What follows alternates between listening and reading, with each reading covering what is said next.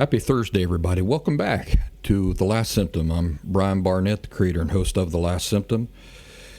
It's a pleasure to have you here with me for this episode. I've got some good things to talk to you all about in this episode. For example, what it means to be 100% emotionally healthy. 100% emotionally healthy. But also what that does not mean. I want to tell you about my new book, a collection of my newspaper comic strips and personal sketches and artwork from roughly the years 1996 to 2018. It's a fun new way that you can support me and The Last Symptom, and it's available for sale now on Amazon in both paperback and also in eBook, Kindle. I think it's 286 pages. Anyway, we're going to talk about the details about that. You may be wondering why I have a book of cartoons ready for you, but not a book on authentic recovery from emotional disorders. Well, the answer is that I already had all the content sitting around. So this is years of work that I already had put time and energy and work into, and it was just sitting around, and all I had to do was throw it together and publish it. Anyway, in this episode we'll talk about how this book, though not directly related to The Last Symptom, still supports my work with The Last Symptom, and an exciting side effect of this book being that now that I know the process, the likelihood of getting a Last Symptom book is now much more likely. First, we have to do the disclaimer and the musical introduction, so don't go nowhere. I'll be right here when that ends. I'm Brian Barnett. I'm just a regular guy. I'm not a doctor. I have no legal license in any field of psychology. But I did live a large part of my life with borderline personality disorder unknowingly. And I really did rid myself of the disorder completely and permanently. Through that, I've become an expert on issues involving emotional health. I accept no responsibility whatsoever for your feelings, thoughts, behaviors, decisions, and actions, including your decision to watch or listen to this show at all. But I do hope you might benefit yourself from the insights I share.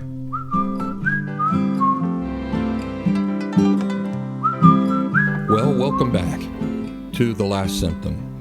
Folks, when I say it's a pleasure to have you here with me for this episode, I mean it. I'm glad you're here, and I appreciate those of you who have been with me listening to these episodes over the years. Before we jump into our conversations for today, let me tell you about thelastsymptom.com. That's my website full of free and paid resources. I hope you'll run over and take advantage of things. Also, I want to tell you about our online community that's over on the Locals platform. And you can join us by going to thelastsymptom.locals.com, or you can download the locals.com app from the App Store and then just search for The Last Symptom by Brian Barnett within. We do live streams there on our group on Mondays, and also we have running conversations throughout the week as people are able, but we've got a really nice group there. So take advantage of that. The Apple Tower collection of cartoons is not available at The Last Symptom. Have you ever wondered what I believe the primary objective of The Last Symptom is? It used to be, when I started it off years ago, really the only thing on my mind was helping people authentically escape emotional disorders. You know, in fact, at the very beginning, I had a really narrow objective, really narrow focus, and that was borderline personality disorder. And as time went on, I realized I'm really cutting a lot of people out of the conversation that could really benefit from the things we talk about here, because all emotional disorders are rooted in exactly the same thing. All emotional disorders. So what a lot of people classify as personality disorders, or this type of disorder or that type of disorder, really comes down to it. Just the most important part of all of that is that, is it an emotional disorder? If it's not a mental illness, it's an emotional disorder. If the problem is not rooted in a malfunctioning brain, then what any person is dealing with in their life is an emotional disorder. Not a mental illness, but an emotional disorder. All emotional disorders have the exact same root cause. Now, we've had longer conversations about this in the past. Well, then how does one person end up with one emotional disorder? For example, why does this person end up with borderline personality disorder? Why does this other person end up with narcissistic personality disorder? Why does this other person end up with a sex, quote-unquote, addiction? There's no such thing as sex addiction. But why does it manifest in different ways? Well, that all comes down to our individual personality types. And I've told the story in the past about how my cousin Sherman, we went down the road one time. We were kids. And I think I was 8 years old, 7, 8 years old. And we had taken this walk a couple miles down the road. He was visiting. Him and, my uncle, my aunt, and his family was visiting us. And I walked him down this road, and the old farmer down the road had a horse in the field with his cattle. And we climbed up on that fence. We're trying to get the horse to come over to us, and the horse did come over. My thinking about that situation was, I don't know this horse. I don't know if this horse is broken. I don't know the personality of this horse. I don't know anything about this horse. And so my natural way of handling that situation with the horse was to maintain a safe distance, to approach him cautiously, and to not be completely trusting. Well, what was my cousin Sherman's approach to that horse? I kid you not, he jumped right on the back of that horse. He didn't care. And he has always been that way. That is his natural personality type. Jump first, figure things out later, ask questions later. And that horse run him up over the hill. I mean, it tried to buck him off, and he hung onto the mane for dear life. And it run him up. He disappeared up over the hill. Later, he come walking back. The horse had throwed him. And he brushing himself off, laughing. Oh, that was great, he said. That was great. Well, why do I tell that story? The reason why I tell that story is because it highlights, it illustrates well the way that emotional disorders work, or the specific emotional disorder that you end up with. All an emotional disorder is a root problem manifesting itself in the form of what we call coping mechanisms. So in the example that I gave of my cousin Sherman, think about us encountering this horse as being the problem, the underlying problem. Now think of coping mechanisms, which are just the name that an emotional disorder is given. It follows a certain pattern based on the person's individual personality type. But let's say that the way that I choose to handle this problem, that is, this encounter with the horse, is my coping mechanism.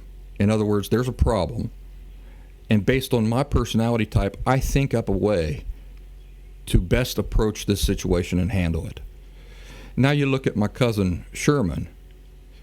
Because he has a different personality type, the way that he's going to view the situation and deal with it is completely different from the way that I would look at the situation and deal with it. And so that explains very well emotional disorders. Why? So let's take my dad and I for an example.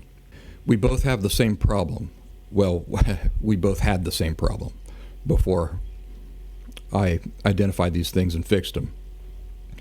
We both grew up with the same painful messaging related to self, our feelings, the nature of self, the nature of feelings, and how value works, or how worth works, and specifically how human value works.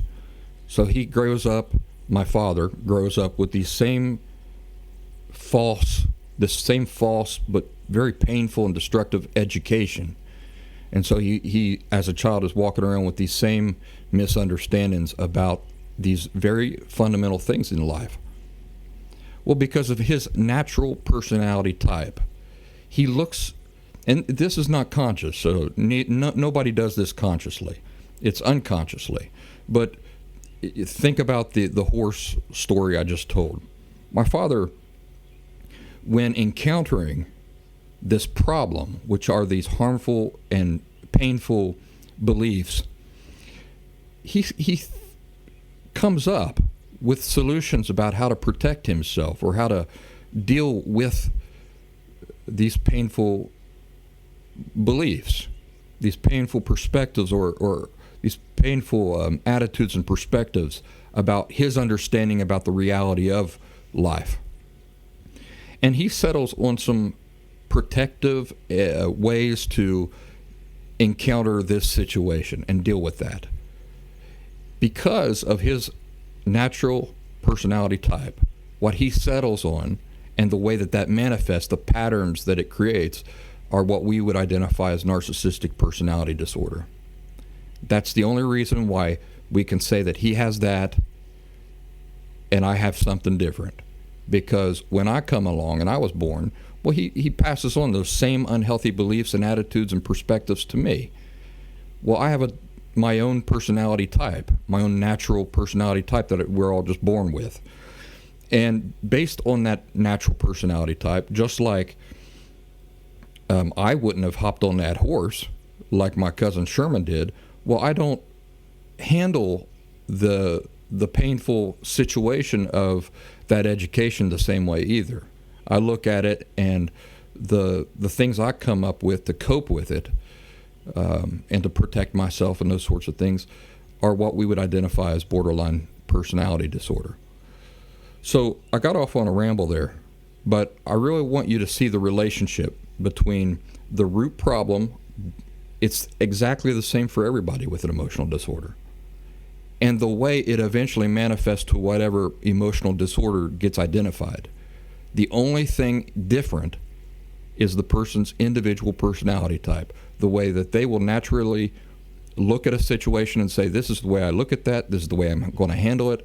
You know, Sherman jumps on the horse, he gets knocked off, run up through the trees and everything, and the brush, and horse trying to scrape him off on the side of trees. And I look at that situation and I go, I'm not ready to hop on that horse. I want to know more about that horse before I come up with any harebrained ideas like that. So that's the whole. That's an abbreviated discussion on how people can have different emotional disorders, but it's all the same nonetheless. Nonetheless, it's all the same. So I think we started this conversation off. I was telling you about how at the very beginning, my focus was simply on borderline personality disorder. And then I realized I'm cheating a lot of people out of the discussion because the problem's the same, the solution's the same. Everybody with an emotional disorder should be here learning these things. It really doesn't matter what your emotional disorder is. That's why it's frustrating for me when people discover me nowadays.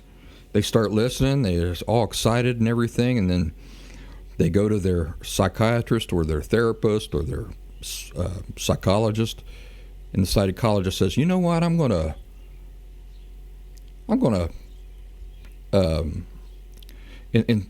instead of borderline personality disorder, I'm going to give you a diagnosis instead of narcissistic personality disorder. And then they write me back and they say, you know, my therapist gave me a different diagnosis, so I guess I'll be moving on. You fool. You fool. I don't mean that as an insult. I mean, that is foolish. But it happens all the time. really shooting themselves in the foot. Well, I reckon my emotional disorder has a different name. Last Symptom can't benefit me. I'm going to move on and continue consuming all the stuff that has never helped me before and is not going to help me now. So that was my primary objective. What's my primary objective today? My primary objective today is still authentic and permanent recovery from emotional disorders. But there's another primary objective that the Last Symptom has, and that is emotionally healthy living in general, ongoing attention, and maintenance. Because as we're going to talk today, there is a difference between emotional unhealth and emotional disorder. Just because a person eliminates an emotional disorder does not mean that there's not upkeep that is required after that for healthy living, as we're going to talk about here in just a little bit. So, those of you who have come here in the interest of authentically eliminating an emotional disorder, I'm so glad you're here. Keep in mind, though, that the second primary focus is ongoing upkeep and emotionally healthy living in general. Just like everything, maintenance is required. You know, I just trimmed my eyebrows this morning, did some other trimming. I'm not going to tell you where, but I did some other trimming, and I have to do that every so often. That's ongoing maintenance. My yard, all the time I have to go out there and do ongoing maintenance. If you don't, entropy happens, as we've talked about in the past. So there's always a constant fight against entropy. Now, it's true that if you eliminate an emotional disorder, you're never going to go back to having an emotional disorder, because the solution or the cure to an emotional disorder are insights and corrected understanding about the nature of feelings, self, and value. So once a person has corrected that understanding, that once their eyes are open, you don't go back to being blind. But as far as emotional health goes, emotional health in general, that's constant upkeep. So my hope is that most people who are here for the first objective, authentic and permanent recovery, will see the value of sticking around for number two. And I know that looks like that's a pretty convenient business model for Barnett there. You help people, and then you give them a reason to stick around forever and ever. But it's true. I'm not lying to you. This is not a selfish, self-serving thing. I personally have to do constant upkeep and maintenance on my emotional health, my general emotional health. So it's not like I'm trying to just keep you here forever. But I am constantly working on this myself. And you might as well be here to benefit from it too, even after you've recovered from your emotional disorder. All right. Let's throw in the book. All right, let's get the conversation about the book out of the way. And then we can go and continue talking about emotionally healthy things. I know that my cartoon in life, primarily my past cartoon in life, I don't really do it much anymore. I know that strictly speaking, it's not perfectly relevant to my work with the Last Symptom, but some of you might be interested in that aspect of me. Also, I will tell you that all of this work in this book was done through the years. In fact, I started publishing the comic strip, about 1 or 2 years before my borderline personality disorder crisis. So there's a lot of my thinking reflected in the writing of these comic strips from that time. Also, I've included a foreword and an afterword, but you get to see where my head was during that time. So all this work happened during, at the beginning of my borderline personality disorder crisis, and continued during those years, while during the early years of my authentic recovery from borderline personality disorder. So you get to see in the strip, in a fictionalized, humorous way, my thinking during that time. I remember exactly the work in here that I did while I was living in New England, destitute, in tremendous pain. Of course, those are going to be a lot of the strips toward the end of the book. But exactly what I was thinking, I was trying to express a lot of the things I was feeling through my comic strip work. So there are some insights into my life through this work. An insightful reader can see how I wrote what I was feeling and thinking into those comic strips. So it's not completely unrelated to our focus here in The Last Symptom. I had an initial run of these books, and some folks purchased the initial run of this paperback book, and there were some defects. And so I'm currently in the process of making that all right for those people who got defective books. This book, the paperback book, should be as crystal clear and as professional as you'd expect from any book. And so if you got one of those defective books, you let me know. You just email me and let me know that you got a defective book.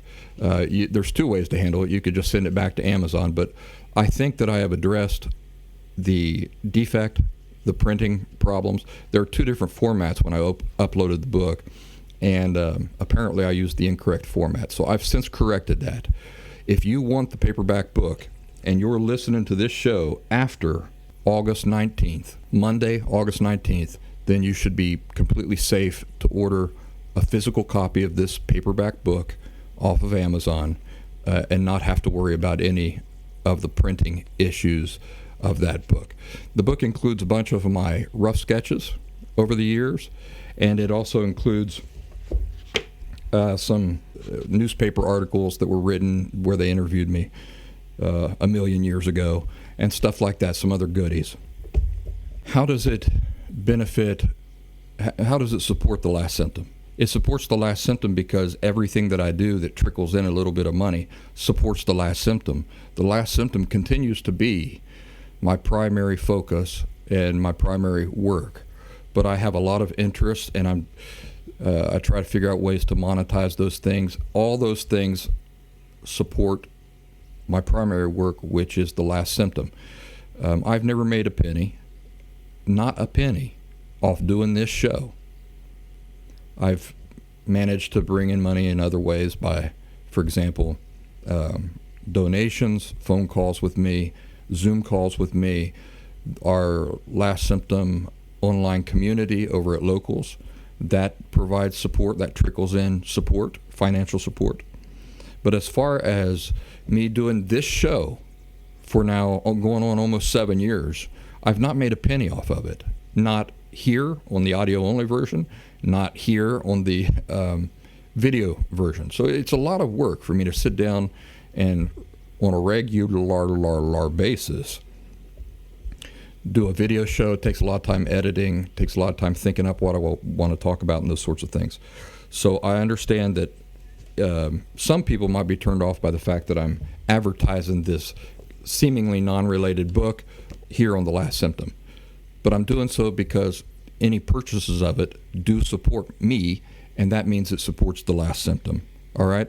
So those of you who are watching the video here, I'm going to show you a close-up of the book. I think it's 286 pages. This is my author's proof. You can see it's dirty because I've been oogling it and everything, and you got plenty of it. There's dailies, black and whites, and then there's Sunday strips, which are full color, and then in the back there's all of this personal sketch work that I did over many years, and there's a forward and afterward, and I'm happy, I'm proud of it. It really come out looking really nice.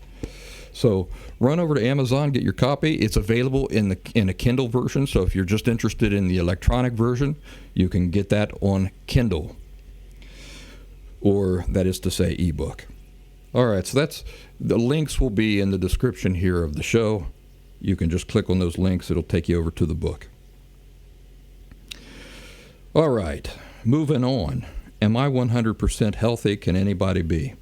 The reason why I wanted to talk about it, and I posted this on our group, but I wanted to talk about it in more detail. The reason why this question was interesting, somebody had asked me this the other day. Can you say that you, Brian Barnett, are 100% emotionally healthy? The reason why it's such a great question is because I don't think anybody specifically asked me that question in that way before, using that specific terminology. You know, of course, in the past I've talked about there is no sort of unhealthy, or there's no sort of healthy. You're either one or the other. In the strictest terms, that's absolutely correct. But we have to take into consideration the reality that we're all dealing with. What is the reality that we're all dealing with? So if you're emotionally healthy or if you're emotionally unhealthy, what's the reality we're just all stuck with in this world? Well, it's the human condition. We're all imperfect. So think about this question.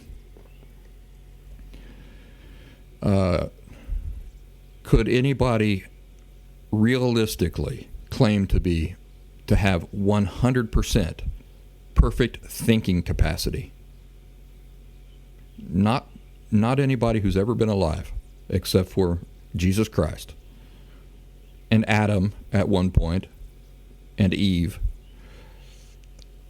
But you see how silly that question is. Do you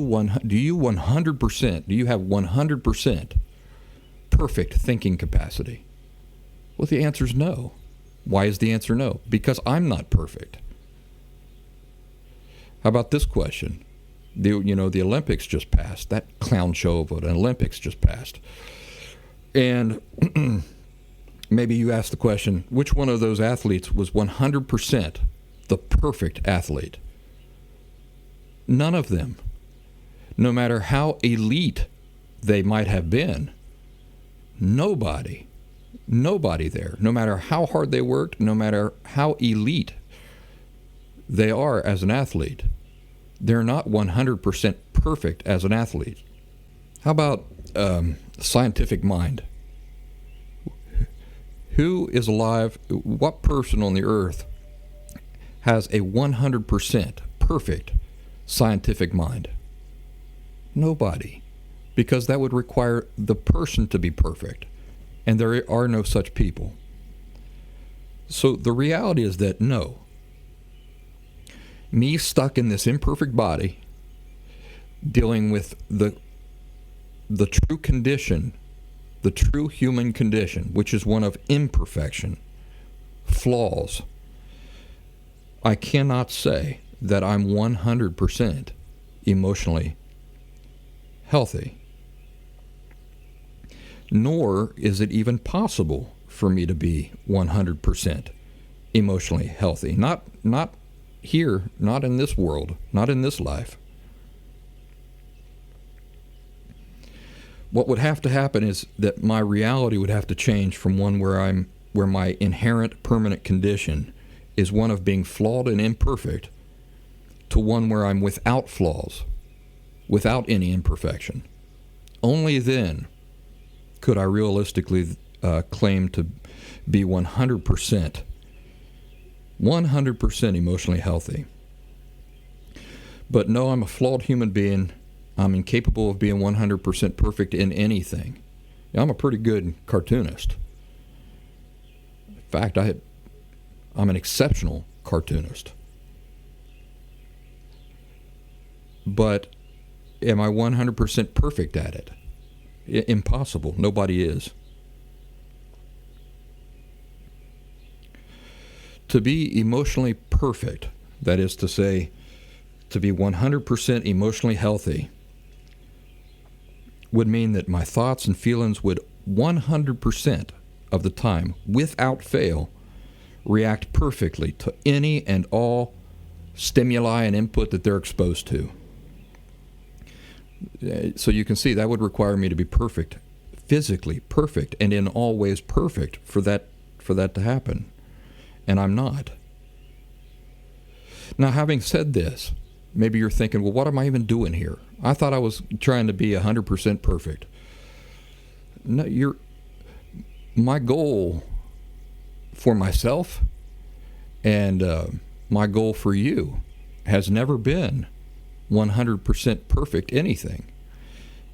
In fact, it's quite the contrary. How many of our discussions have revolved around modesty, developing the quality of modesty? You remember, a lot of my frustration and angst during my unhealthy life come from my unreasonable expectations toward myself.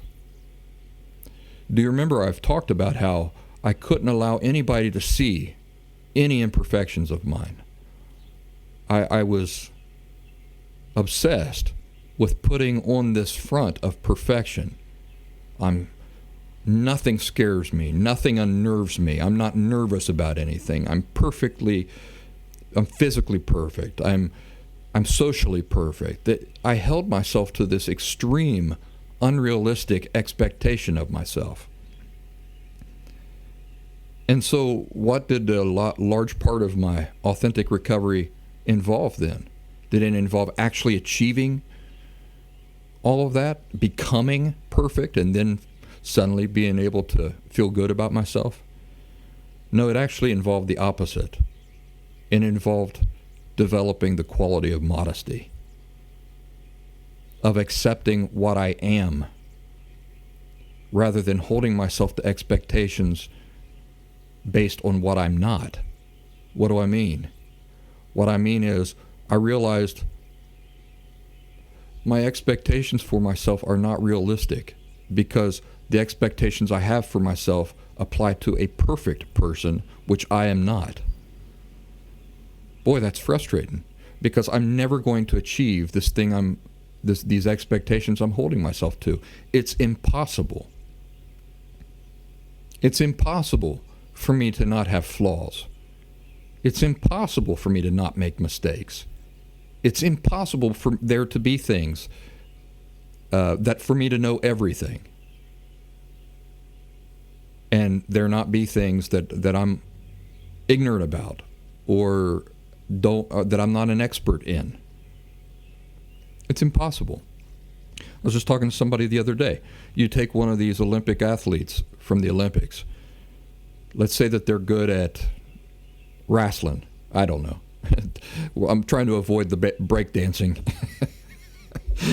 fiasco, so we won't use breakdancing as an example. But let's say wrestling. Let's say that a person there's an Olympian at the Olympics who's a wrestler. For him to reach that elite level, do you know how much focus and time he's had to devote to just wrestling? Just wrestling. So would it be surprising to you if you asked him, hey, I'd like you to solve this really complex algebraic equation, and he goes, well, I'm not good at algebra. I don't know algebra. What? You don't know algebra? How can that be? You won the gold medal as an Olympic wrestler. You see how silly that is? Obviously, in order for him to become so elite in that one thing, he's had to sacrifice any other interests and time that he might devote to learning algebra. Well, that's how silly it is when folks with emotional disorders hold themselves to a standard of perfection, and a topic comes up and they're ashamed of themselves for not knowing more about that topic. How ridiculous is that? It's ridiculous because you know a whole lot more about some topics than I do, but you can't possibly know a whole lot more than everybody on every topic. So you see how unrealistic that expectation is. So what's the more reasonable expectation? Is to let it be okay that you don't know certain things. Let it be okay that you don't know how to do certain things. Be content with the things that you do know really well and that you can speak authoritatively on. That's where my inner peace started to come from. Me looking at myself and saying, you know what? I need to let myself off the hook for a lot of this stuff. Of course I don't know chemistry. Of course I don't know how to anything. I don't know. Do math. Do basic high school math. Of course I don't know that. You know why? I'm joking about it, but do you know why I have a trouble with math? Because I'm very good at drawing and creativity. And that's the way I spent my high school years, was drawing and creativity. So I'm really, really good at this, and I'm not very good at math. And you know what? That's okay. Because to draw a cartoon, you don't have to be good at math. To understand emotional disorders, you don't have to be good at math. But some of you out there are. Don't beat yourselves up for not being able to draw well. It's okay. That's where a lot of emotional health comes from, is letting go of these unreasonable expectations. And that is modesty. So, no, I have never put before you this objective of perfection. Be content with what you really are. What are you really? You are a flawed, imperfect human being. Embrace that.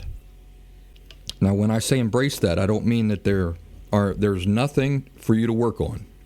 I'm just saying that, remember that the way we healthily look at the thing is we say, what is within my power? What is within my power to change? Another way we've talked about it in the past is, what do I have? What's within my capacity? Remember, this is the whole discussion about reasonable expectations. That is to say, the difference between ability and capacity, ability and capability. What's the difference? Well, I'm capable of playing the violin, but I'm not able to play the violin. Why? Why can it be said that I'm capable of playing the fiddle, but I'm unable to play the fiddle? Because the possibility exists within me. If I just turn my attention to it, devote enough time to it, I can play. I do have the capacity to play the fiddle. I just haven't learned yet. Because I haven't exercised my capacity to play the fiddle, I'm unable to play the fiddle. So what do we set our expectations for ourselves and others on? What is it based on? Is it based on what we're able to do? No, it's based on what we're capable of doing. So now let's go back to the discussion about my expectations of myself as a human being. What is that based on? It's based on our capacity. That is to say, what are the realities about the condition that as a human being? Well, do I have the capacity to know everything perfectly? To know every subject of any topic perfectly? No. In fact, if I want to be an expert at something, I have to pick one or two things. One or two things to become an expert in. And I have to be content that I'm not an expert in the trillions of other topics that exist out there. You take anything like gardening.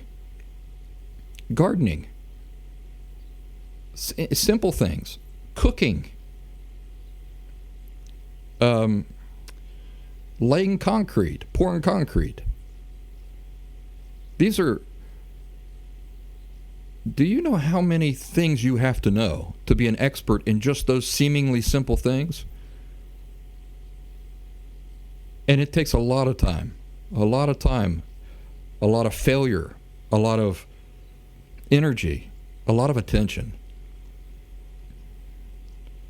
It's always amazing to me. Like, for example, I just, well, to give you a real life example, to do this show, I use a USB microphone. It just plugs into my computer. Now, in the previous episode, I did an interview with my daughter. Well, did you know that a computer, there's no way to just plug in two microphones into your computer, and your computer to be able to read that, and you to be able to amplify two people's voice or record two people's voices off two different microphones. So I started researching, well, what would I need to do that with? And so here I've got a mixer. Here's a mixer that I got off Amazon. Well, now I have to learn all about this mixer. And now I have to learn all about an entirely different type of microphone. They call these USB plug and play microphones that I'm using right now. Well, if I want to use this mixer, I have to use an entirely different type of microphone. And then I have to use entirely different types of connections to connect to my laptop. These sorts of things are so frustrating to me, but they highlight just how much little bits of knowledge exist in any simple little thing. When you just look at somebody talking on a microphone, on a podcast or something like that, you go, oh, okay, simple. You look at an old lady growing some tomatoes out in her garden. You say, oh, well, it's simple. You look at a guy pouring concrete, you go, that's simple, I could do that. But then when you actually have to do it yourself, you realize the thousands of layers of other bits of knowledge and information that goes into such a simple thing. I'm telling you, it's endless. So why am I bringing all that up for? Because it's okay to not know things. It's perfectly okay. In fact, there is no other possibility. There's no other possibility. The possibility of you knowing absolutely everything or being great at absolutely everything, that is not a possibility. The sooner you embrace the fact that you are a flawed, limited, imperfect human being, and you embrace that, the more relief you will experience, the happier you will be. That is modesty. I have never expected 100% perfection from anybody. So what is the goal? Well, if we change the question just a little bit, so the person asked me, are you 100% emotionally healthy? Well, I got to answer no. But let's change the question just a little bit.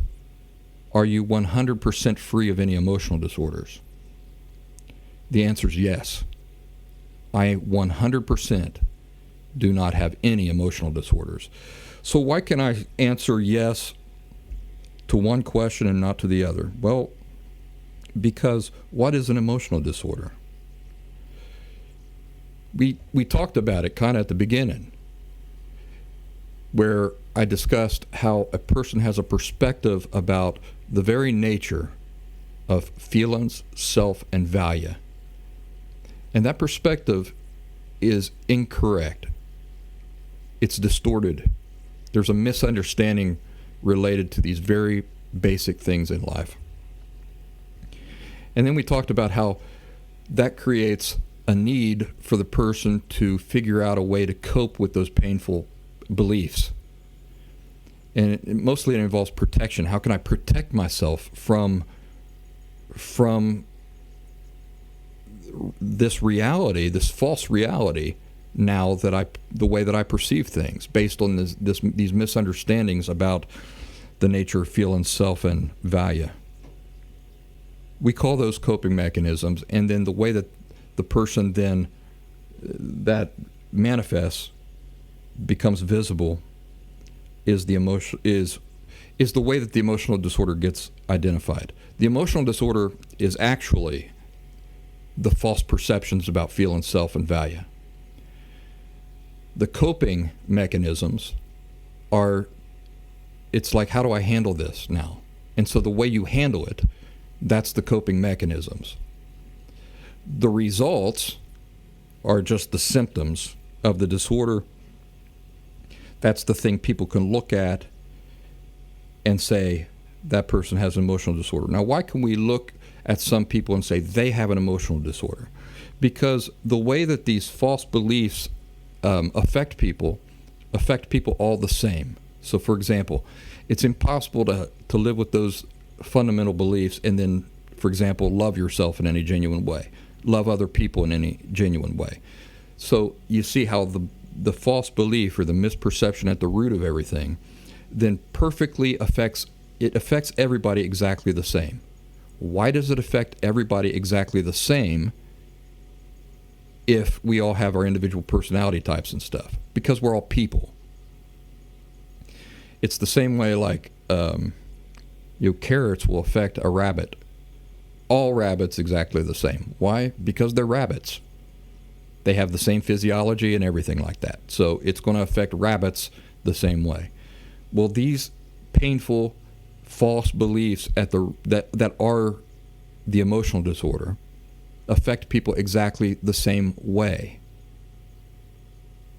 Well, then where does what we talked about earlier come into play about how a person ends up with one disorder or another disorder? Because of their individual personality type. The effect is the same, but how you handle it has some variation, and those variations determine whether a person has one or the other. My point of bringing all that up is that it creates patterns. That you've heard me talk in the past about how that's the emotional algorithm. What is the emotional algorithm? The emotional algorithm are these false beliefs about feeling self and value. That's the emotional algorithm. Now it's going to predetermine in patterned ways everybody in very, very similar ways. That becomes visible to others, right? So, for example, if you're afraid of dogs and you act a certain way around dogs, that's visible. Is the way you're acting around the dog the problem? No, the problem is the belief at the root of it. It's just that the way you're acting around the dog is making visible to me the root problem. That is your perspectives towards dogs. I'm saying, maybe it's not a problem. Maybe the dog is vicious and really does want to tear your throat out. In that case, it's not a problem, is it? It is a problem, though, if we're looking at a shy little poodle and a person is freaking out and climbing a tree and screaming and scared to death. Right? That's a problem. Why is it a problem? Because the attitudes giving birth to this behavior in this person do not reflect the reality of their situation. So that's a problem. So it's these patterns. It's why folks talk to me on the phone or on Zoom and they're like, man, it's like you're reading my mind. Why am I able to do that? Because I once shared the exact same base or root perspectives that they live with, and I understand how that naturally affects a person, affects people. It's a pattern. It's a recognizable pattern. The recognizable pattern tells me exactly the fundamental perspectives they have toward feelings, self, and value. So it's not that I'm reading anybody's minds. It's not that I'm super intelligent or anything like that. It's just that I have the insight to connect those two things. It's an algorithm. It's an algorithm based on the same. It's a shared. All people with emotional disorders share the exact same fundamentally flawed concept about the nature of feelings, self, and value. It all goes back to that. It doesn't matter which emotional disorder somebody has diagnosed you with. You share that exactly that same flawed understanding about the nature of feeling self and value. All people with emotional disorder share it. I feel like I've rambled a little bit here. But what I'm trying to get at is that can be completely corrected. That is not just the human condition. That's not just human imperfection. That is a program. It's an algorithm. The false beliefs form an algorithm in people. that predetermines how they view, think, and feel about life, how they behave toward any given thing. Remember when Will Smith walked up on that stage and smacked Chris Rock? That was the algorithm determining that. It was the algorithm predetermining how he viewed that situation, how he felt about it, and ultimately what he was okay doing about it.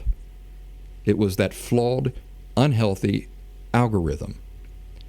So anybody who is living with that algorithm, everything about them is predictable. They're not in control of their own lives. They are slaves to that algorithm. That is not just a living, that's not just part of being an imperfect person. That is being a slave to that algorithm. That, anybody who's a slave to that algorithm has an emotional disorder. And that is completely fixable. People can escape that. I escaped it. So that's the difference between an emotional disorder and simply being emotionally unhealthy. In this lifetime, or let's say in this world, I will never be able to claim, nor will anybody ever be able to claim, that they're 100% emotionally healthy. That would require a 100% perfect person, which we cannot be on our own. In the interest of those who are not religious, I'm trying to talk around this, but let me cut to the point. I believe in the Bible. I'm a religious person, and one stated goal of God's kingdom in the Bible is to return people to the perfect condition that God intended for them and that Adam lost. And it's the whole point for Jesus Christ coming to the earth and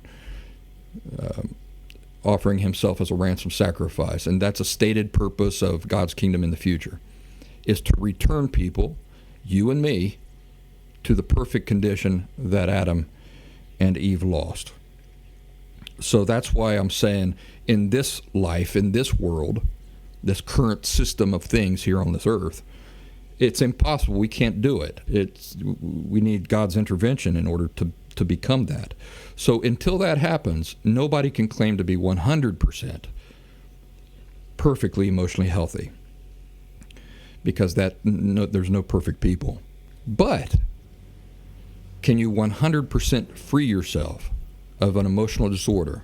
An emotional disorder. Yes. Remember, an emotional disorder is built on a false belief system. That is correctable. You can 100% live without an emotional disorder, such as I am doing now. I am 100% free of any emotional disorder. How about emotional health?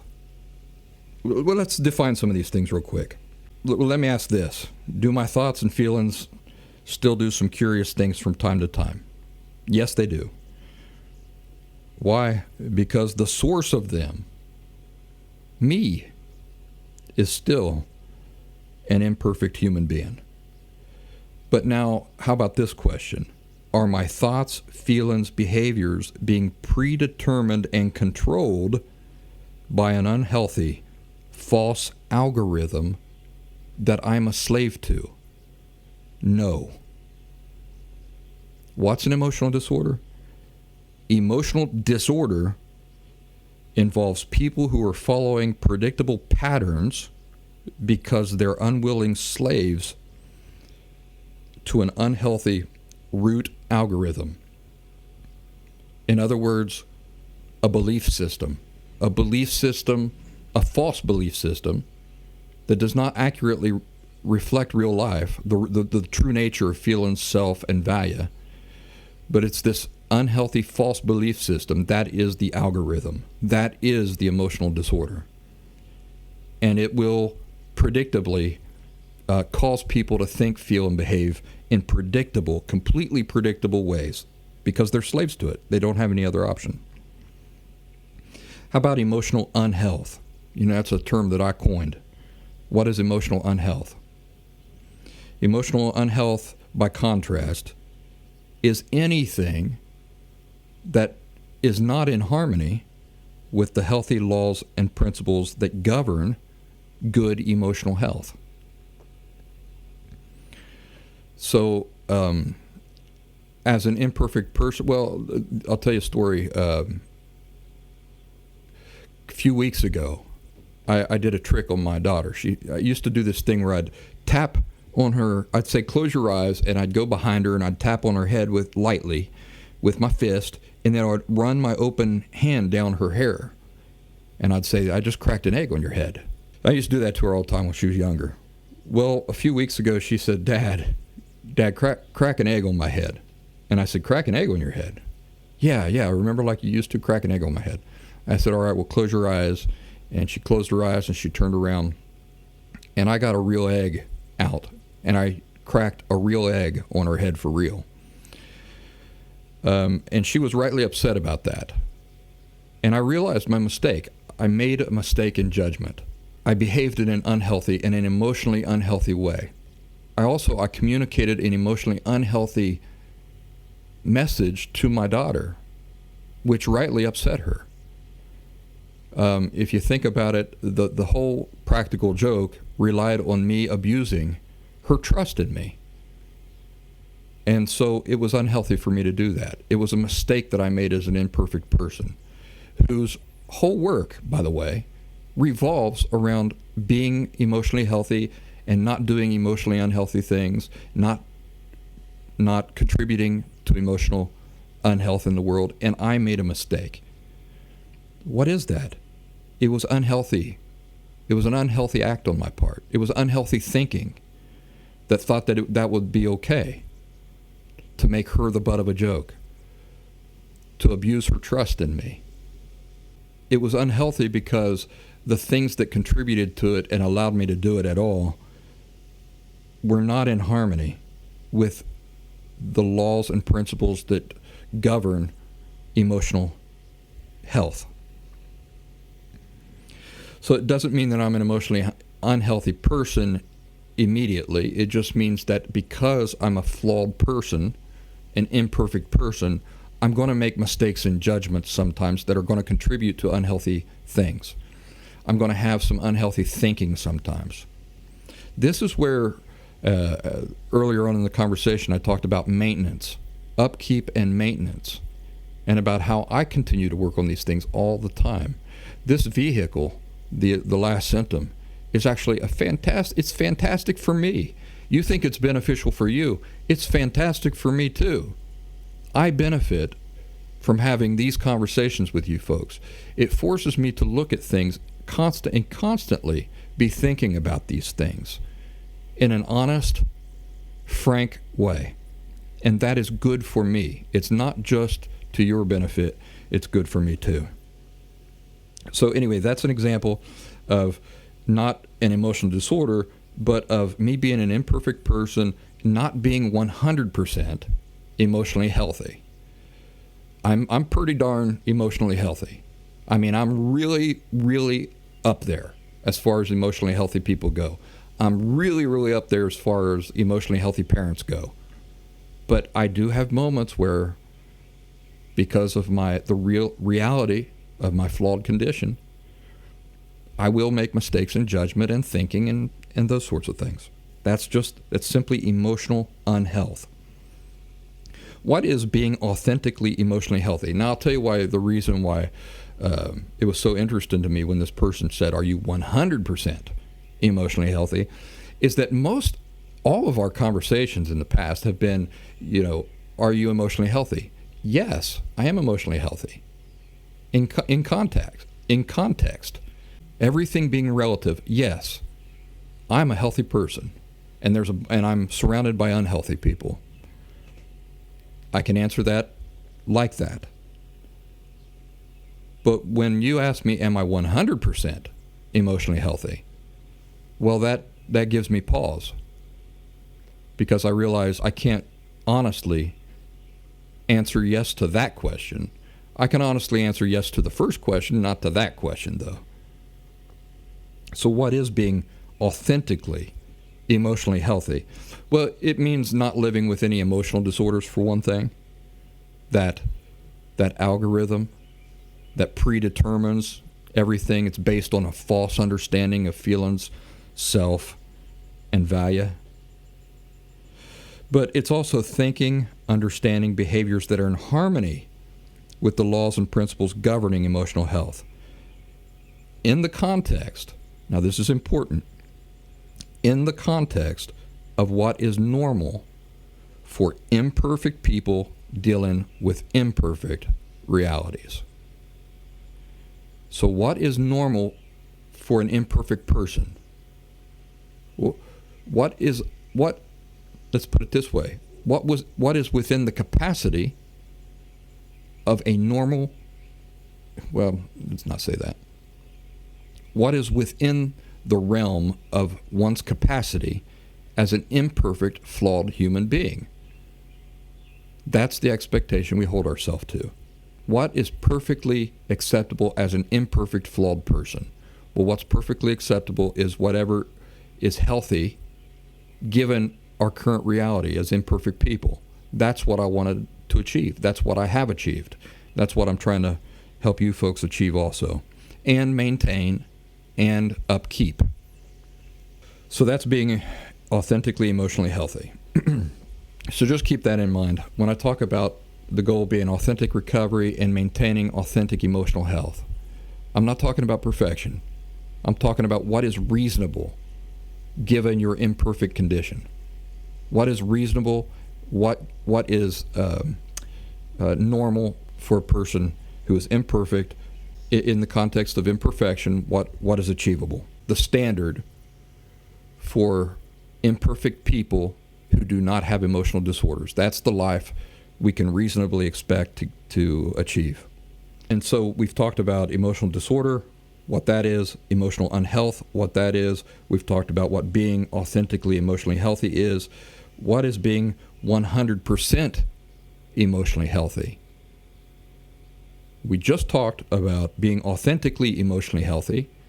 Remember, that's simply in the context of you're still imperfect. But what are you capable? What is possible and reasonable for a person who's still imperfect to achieve as far as emotional health goes? That's being authentically emotionally healthy. It's in the context of what's normal for imperfect people dealing with imperfect realities. But then the next one, being 100% emotionally healthy. What's that? That's only a possibility for perfect people, which we are not. Meaning, we'll have to wait for paradise lost, paradise returned. And so, that's our discussion. I think I wanted to include some other things, but we just couldn't fit them in there. But I think this is a pretty good discussion. I appreciate you guys joining me for this episode of the Last Symptom podcast, and I hope you'll join us over there on the Last Symptom, the Last Symptom online community on Locals. All the information you need to join us over there on Locals and to buy this brand new, beautiful book here called The Apple Tower, Complete Collection by Brian Barnett, will be down in the description of this show. Y'all do something nice for yourselves this weekend, and I'll see you here real soon. Take care.